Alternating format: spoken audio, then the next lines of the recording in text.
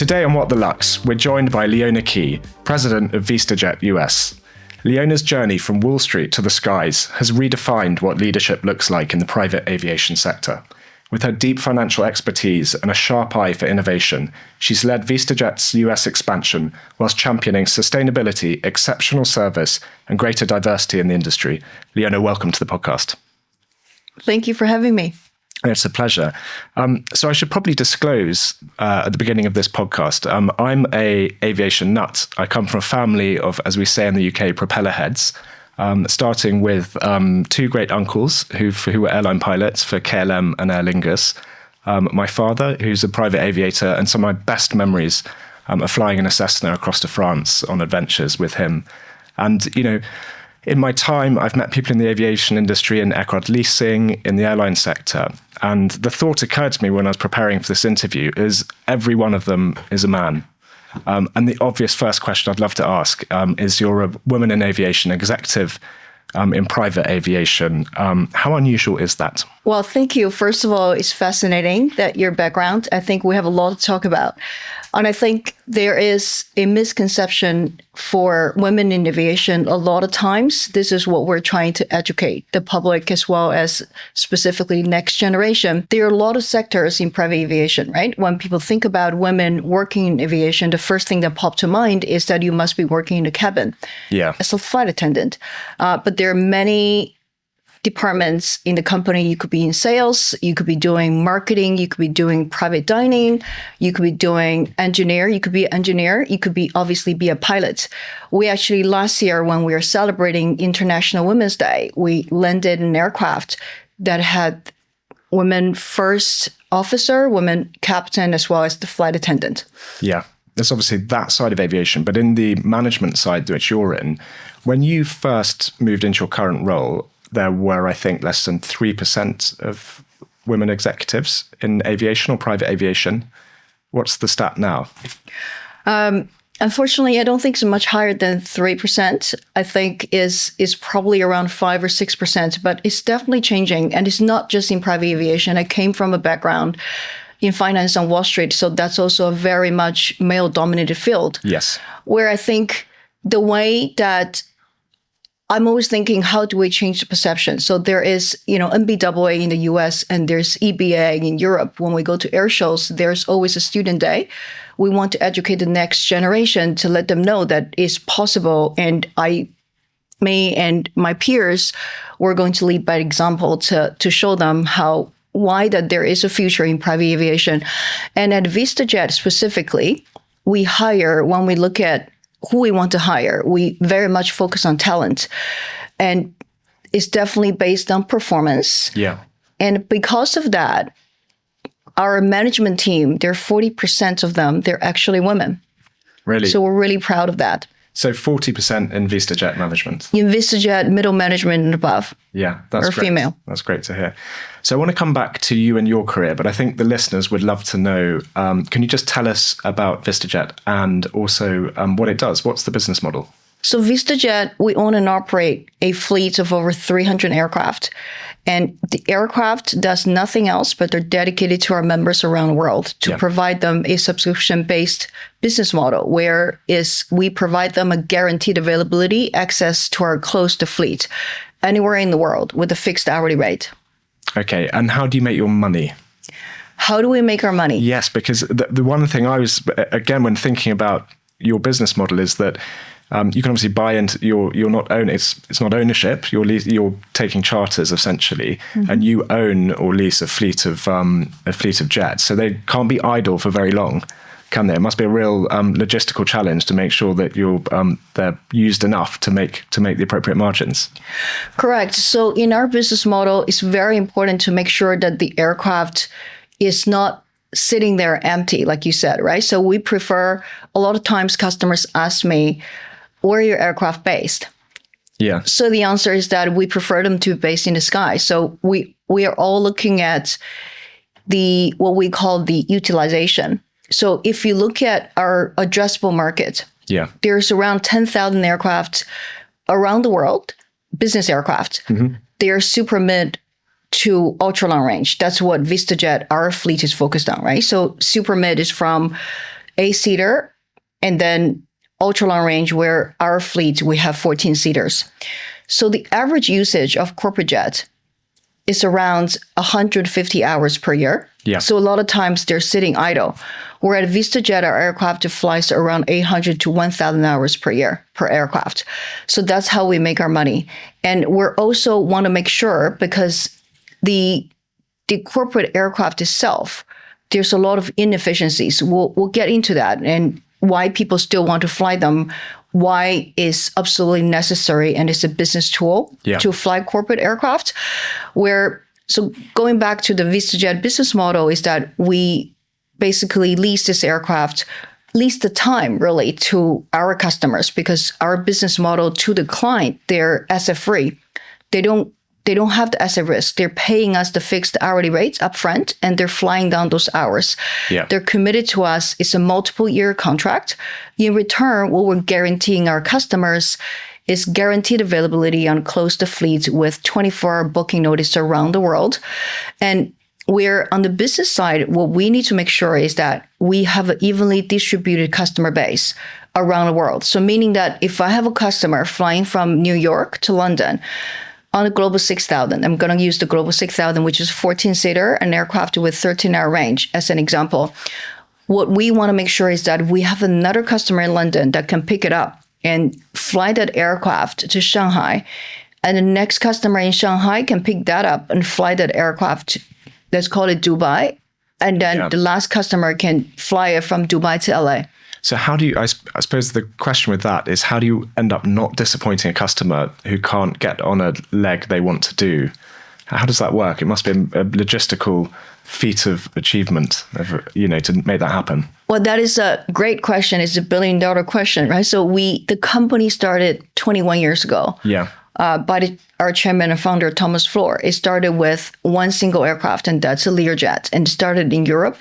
So the company, throughout a year, throughout organic growth, so it grew the fleet first, and then find a next customer that want to do the subscription-based business model. When the aircraft, the member is not flying, we will sell the last legs, the availability to the marketplace. So it's always been our business model. So for example, in the beginning, start with one aircraft, then have friends and family that want to lease the aircraft, and then it's not enough. When you see the opportunity, you will pre-order, right? Yeah. So you will see in the news, VistaJet ordered another 20 aircraft. So we'll pre-order the fleet, and then we'll take delivery, grow the customer base at the same time. Mm-hmm. So when I joined the company, that's almost 10 years ago, we had less than 30 aircraft. Today, we have close to 300 aircraft. So we have an internal algorithm. What we do is that we will have the members flying with the fixed hourly rates business model that we guarantee the access with the replication to ownership experience. The members are flying, and then we have so-called spot charter, right? So we'll sell the availability to the marketplace. So there's a ratio to that. When that ratio reaches a certain point, that means that we will need to either buy new aircraft, or we need to stop selling the closed fleet subscription-based business model, because that means that we cannot guarantee the member the aircraft anymore. Yeah. Per contract, we will need to do that. Understood. And it took us, 21 years to make sure, specifically on ultra long range, the Global 6000, Global 7500 aircraft series, that we have globally evenly distributed customer base. Yeah. Okay. And it's interesting. I think people would also be interested to know the obvious question: who is it who's chartering, who's joining up to VistaJet? Who are these people? So our customer base are ultra high net worth individuals and corporates. So there are Fortune 500 companies, as well as some small government. Obviously, confidentiality is number one in what we do: safety, confidentiality, and privacy. But you will see some people often post us on Instagram with hashtag Vista. So you will see some of the flyers, but really people fly us because it's a time machine, and also the tails cannot be tracked. So we have over close to 300 aircraft. Whenever you take off and land, you're on a VistaJet tail. there's no way for anyone to know who's actually flying that tail. I mean, that's really interesting because it's extraordinary what you can pick up on the apps of who's flying where with the identification. But you're saying in the whole of your fleet, you can tell it's VistaJet, but you can't tell anything beyond that. So there's privacy. Exactly. Yeah. Amazing. I didn't realize that. Yeah. So it's a mixture of private and corporate. I suppose what is it that is it a fun industry to work in? Yes, I think it's actually what attracts me. I used to be working in the finance world. Yeah. And I've been doing this for the past, including my previous work right before VistaJet is in the aircraft financing business. And before that, I was literally on the trading floor for over a decade.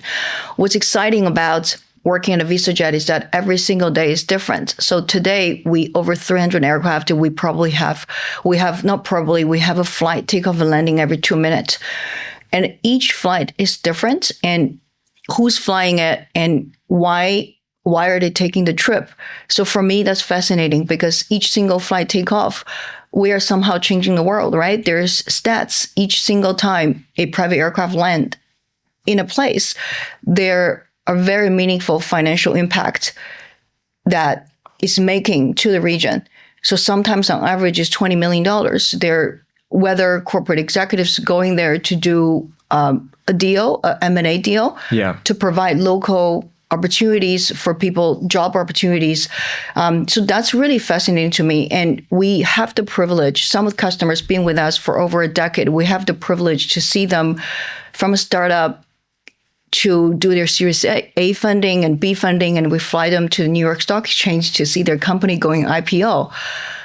And sometimes we fly people to their loved ones to their celebrating their milestones. And sometimes, unfortunately, we fly some customers in the worst times of their lives. So it's really a privilege to have a front row seats to share those experiences with our customers. Yeah, I can understand that. We move on to some of the really fun bits around the private aviation experience. Can you just talk about, you do some incredible things at VistaJet in terms of the experience, some innovation on that side. Can you talk through a couple of the examples, e.g. the kids programming or some of the collaborations you do? Of course. So at VistaJet, what we do, like I said, we own the assets, right? And where the asset does nothing else, the number one priority is to make sure to give our members a replication to ownership. So our members and their passion are definitely the heartbeats of our company. So throughout the years, we observed like what our lead passengers on the plane, what's their passion points are, because our mantra is that we wanted to make sure each customer, their lifestyle from the ground to sky is not disrupted. So we developed all sorts of programs. We have a pet program, which is called Vista Pet. We have a kids program, it's called Adventures in the Sky. We launched a wellness program last year. You could do yoga in the sky. We have a very nutritious meal that's designed by a nutritionist. And we actually just launched yesterday with Barbara Sturm. Yes. Yeah. For we're going to be able to offer the very first in the sky facial where our entire cabin crew is trained. So I wanted to talk about a kids program because myself, I have 3 kids. The kids program was launched about 6 years ago. Yeah. So what we did is that we trained our entire cabin crew, the flight attendant with the Northern College in London. So they have basic knowledge. So the kids program is catered to children aged from 12 months to 16 years old.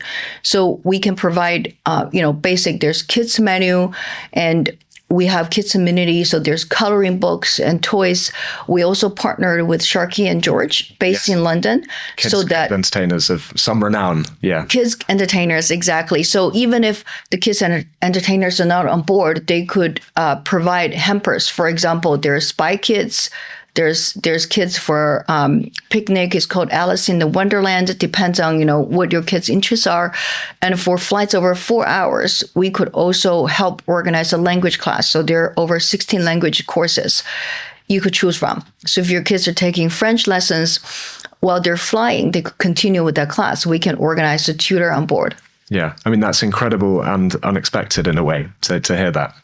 Is something that, 25% of our flights have a child under the age of 16 on board. Yeah. Even though rarely, I would say probably never, they're never the paying party, meaning that they're not the lead passenger, but their satisfaction and happiness are often very, very important to the passenger. So we wanted to make sure they're happy. Yeah, on the service experience element of it. Exactly. That's true. And I just want, and just going back to you yourself, you must travel an awful lot. I think it'd be fascinating to know, you have 3 kids, but how many days a year do you think you're traveling?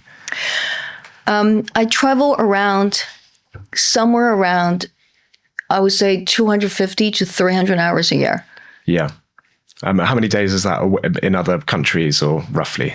So roughly how many days? So I split my time between US and Europe. Yeah. So I would say every other week, if not every week, I'll be in the United States. So typically it's Monday to Friday. And I have to ask, do you ever fly commercial? I do. For all the long haul, I fly commercial. Yeah, of course. And what are some of the, I imagine you're in Saint-Tropez for a Grand Prix or a awards event or something like that. What are the kind of events that VistaJet ties up with, or that you attend in your role? We have a lot of events. Our marketing, we have a very good marketing team and partnership team. So we have a lot of customers. You can see we have brand ambassadors in the sports world, for example, and also in the culinary world. So what we do is that we organize this event to give our customers specific, very unique access to different events around the world, because what we want to provide is an experience. I think nowadays that's what luxury is, because people want to be able to connect. It's not just about these events are exclusive, but also most importantly, at these events, you could meet people that have similar interests with you. Yeah. So for example, we have been partnered with the Ferrari Scuderia team for the F1 for over the past 5 years. So we give our members unique access around the world to all the Grand Prix events with the Ferrari team. I just came back from Miami. I hosted customers at a Miami Grand Prix at the Paddock Club with Ferrari, and we have the privilege to really visit a garage specifically during the race, where our clients, our customers could wear the headsets and listening to the intercoms of the Ferrari team. And the same this year, I will be going to Monaco to host some customers at a Monaco Grand Prix. I don't go to all of them because otherwise I just don't have all of that time. We have different regional executives will be going to different events. What's interesting about your experience and the industry you operate in? So you previously ran VistaJet in Asia, is that right? Asia Pacific, correct. Asia Pacific. And then the US, obviously the US by definition you know well, and Europe where you live. Are you positive about the world at the moment and the economy and what's happening in luxury and just in general? Because presumably you're pretty well plugged in given the nature of your industry and the people you interact with. Yes, of course. I think, that's a very, very interesting question. It's actually a question that, I think about every day, right? Yeah. Because our business, what VistaJet is aiming to do, and for me, what I'm aiming to do is to make the world smaller, right? So we can connect people and connect businesses, connect industries, make the world smaller. And today we're at a very particular time. I feel like in history where it seems like we have a lot of uncertainties. Yeah. However, with my background from Wall Street, I think what Wall Street taught me, because it's all about manage risks and manage risks giving the imperfect information, because you don't have all the information you have. So you have to use the information you have to manage that risk. And I think what's interesting about doing business in different parts of the world is that you get to know the people. I always think that for a business, being global is very much about being local. So it's about how you can adapt and being agile and listen to what each different region, each customer wants, because what customer A wants may be very different from what customer B wants or expect. At VistaJet, our very job is to make sure that we can cater to all of that customers. From small things, for example, our routes in Asia, we have TK40 sake from Noble, because Noble is a partner served on board. And in the United States, we often have Casamigo tequila served on board, because that's a lot of times what our customers are looking for. These are just the small things. And we're from, in Asia Pacific, Middle East, we offer slippers on board because that's what customers are expecting. So as a business, we wanted to make sure that we offer that in different part of the world. I think globalization has been around and has been around for a reason. And I don't think that will go away anytime. We're at a volatile time, but my job and our company's job is to make sure that in this environment, given the information we have, we can manage the risks. Yes. Yeah. And keep everything moving. Exactly. Yeah. When we get towards the end of the podcast, we ask the same 4 questions to each of our guests. And if it's okay, I'd love to do that with you. The first question is, what would you most like to change about your industry? I think my industry, what I would like to change, in the past 5 years, actually, there's been a lot of consolidation in our industry already, because it's quite a fragmented industry.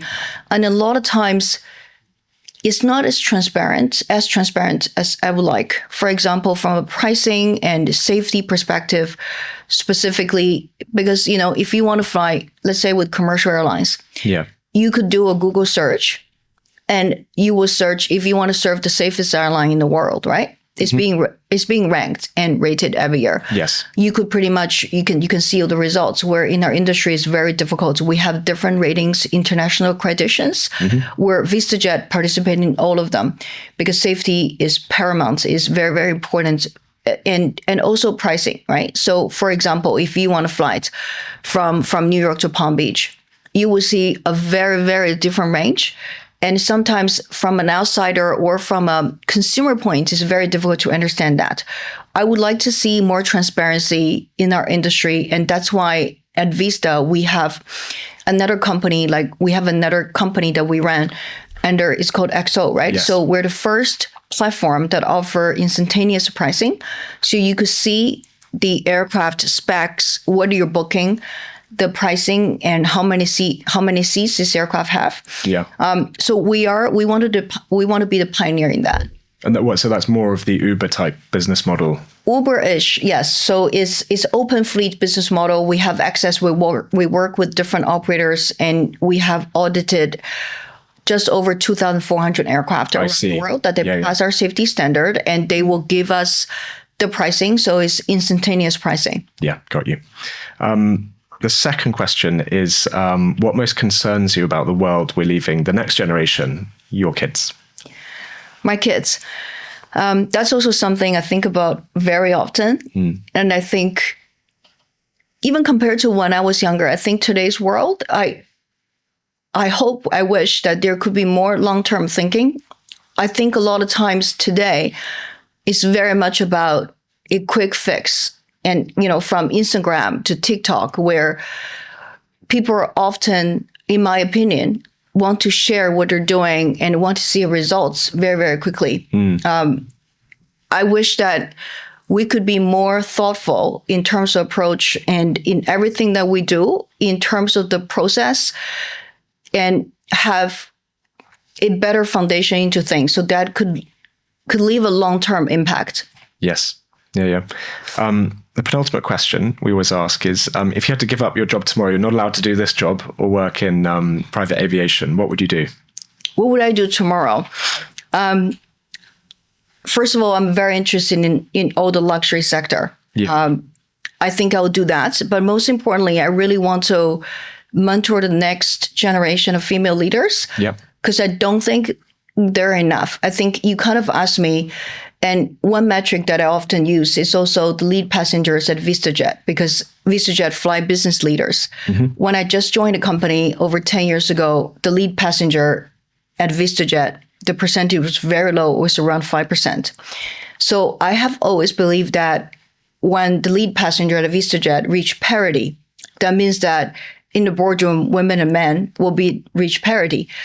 And what's incredible is that in the next 10 years, in the wealth management world, is the greatest wealth transfer in the next 10 years. Yes. In the very first time over the next 5 years, women will have more money than men in the entire globe, because of the wealth transfer in terms of from inheritance, basically from inheritance to the next generation.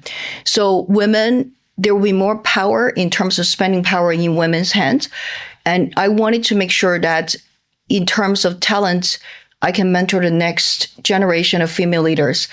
I hope I have 2 daughters and a son. I hope that when they're in their adult life, if one of my girls is a business executive, she would just be called a business leader, not a female business leader. Not asking loads of questions about being a woman in an industry, which we have on this podcast. That shouldn't be on the topic. Correct. That would be the dream. Yeah. Thank you. The last question is, what's the most exciting thing for you in the next 5 years?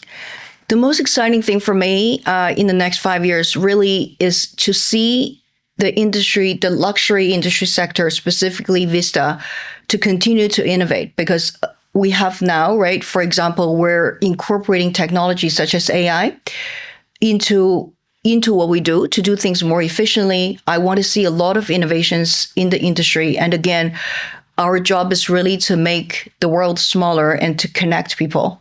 Yeah.